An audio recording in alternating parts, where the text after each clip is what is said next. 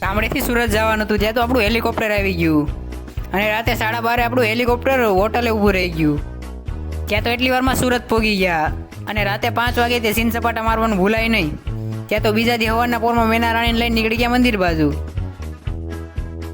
મંદિરે પહોંચી ગયા અને આપણે મેના રાણીને મૂકી દીધી ઘરે અને આપણે નીકળી ગયા ક્લાસ બાજુ.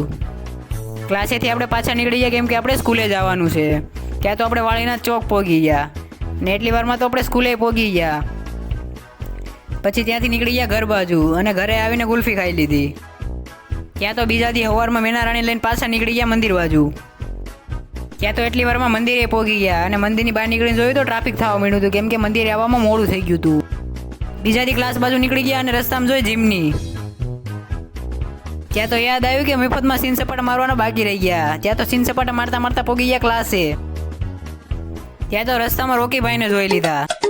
અરે ફોલોનું બટન દબાવતા જાજો. ભેગું થાને